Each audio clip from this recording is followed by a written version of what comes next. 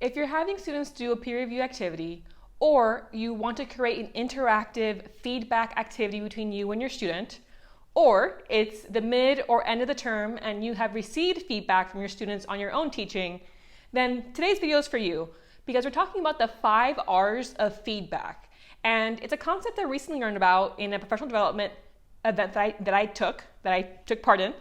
And I thought it could really help for 2 different types of activities in the classroom, or just for your own approach to getting feedback from your students when they evaluate your course.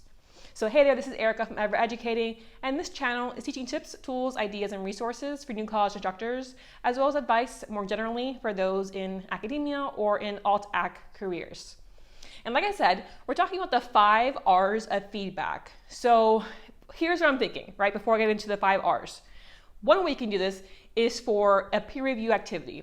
So if you're having your students exchange written work, for example, that they have created, then potentially they need some guidance on how to give strong feedback that's actually valuable to your students. So I will have a link below a video about peer review activities, but that's one case, right, where these 5 R's can be useful. You can tell your students about them, right, and give them a sense of how they should go forward and ask for feedback and how they should receive feedback. Now, another option is maybe you want to have like an interactive approach to when you give your students feedback on formative assessments. Perhaps you assign a follow-up activity where you ask them to do these last few R's so that you know that they are actually not just getting their score and saying, okay, time for the next project. No, they're actually reading and taking in the feedback that you've given them on that assignment and then using it in future assignments. And then third, you might do a midterm chat activity in the middle of the term. And if you don't know what that is, I have videos below about that too. But during that time, or potentially at the end when you get your student evals, whether you create one yourself, a course assessment, which I have videos about too, or you get the ones from the university, then at that point, you could be reflecting on the feedback as well, right? So 3 different ways you can use these 5 R's. So the first R is request. What type of feedback do you need and from whom?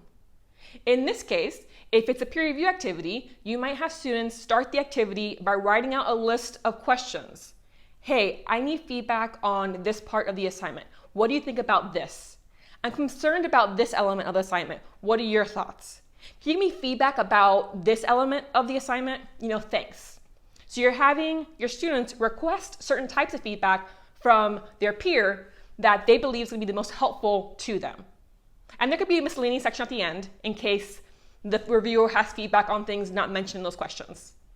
Similar when you're doing the activity where you're having a back and forth with your student before they turn in their assignment. When I give you feedback, what do you want feedback on in particular? I might do other things too, but if there's something that's concerning you, let me know and I'll make sure to give you feedback at that point in time on those things. And then for the course evals, if you're creating an assessment for your students to fill out at the end of term or midterm, again, hey, I want your thoughts on the readings, the pacing of the lessons, the scaffolding of the major assignments. What do you think about X, Y, and Z? So that first R is requesting certain type of feedback from your audience. The second R is receive. So in the case of your students, they receive the feedback from the reviewer.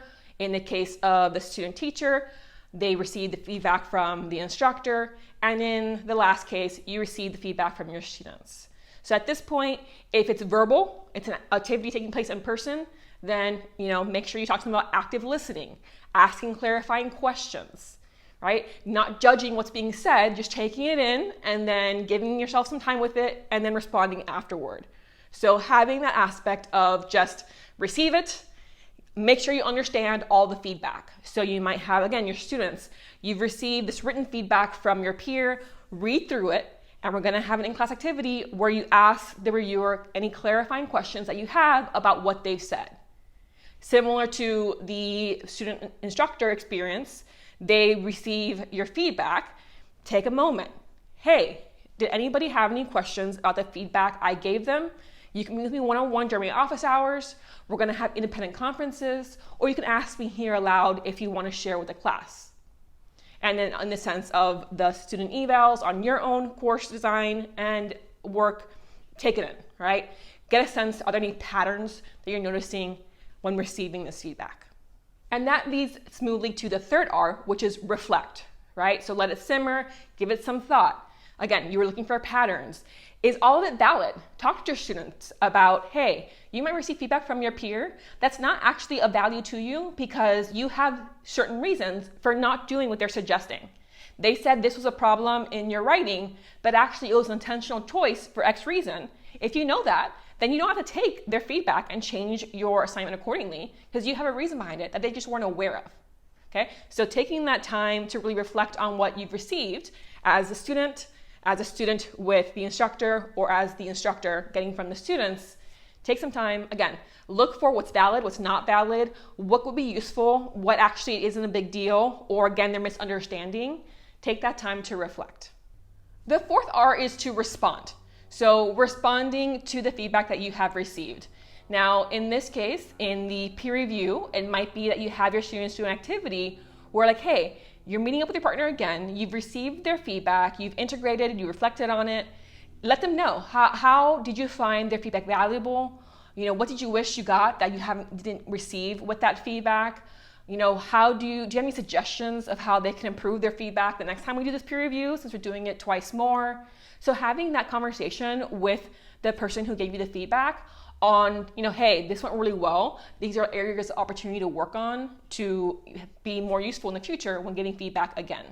So you can do that in the peer review in the sense of the instructor and the student, right? So you gave them feedback and now your student, right, can give you feedback on how that went. Hey, you know, you focused on the structure of the paper. I thought you'd focus on the actual content itself when giving me feedback. Or, you know, you gave me like 2 sentences about a 10-page paper.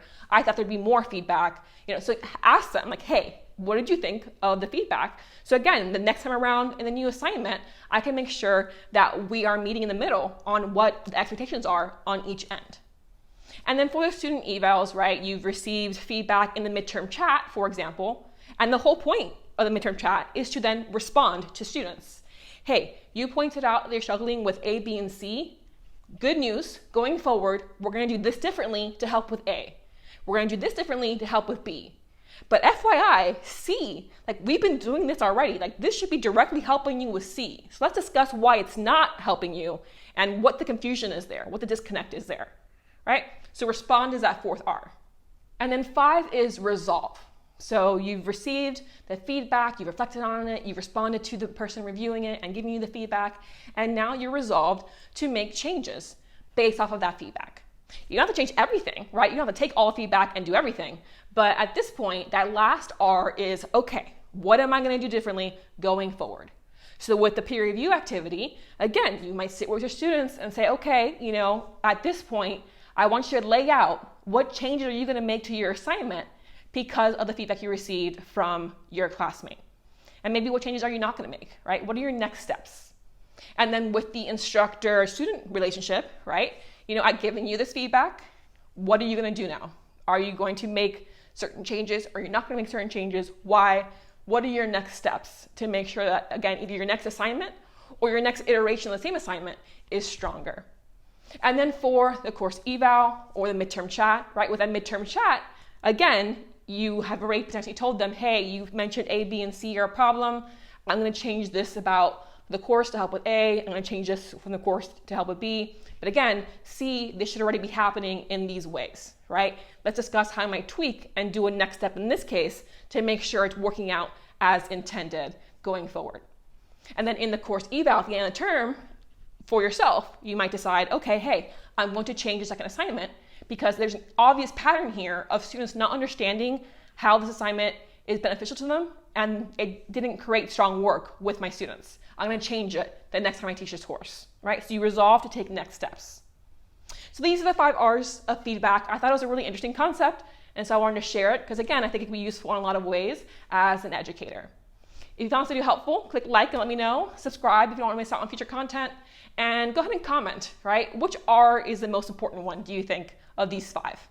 I'll see you next time.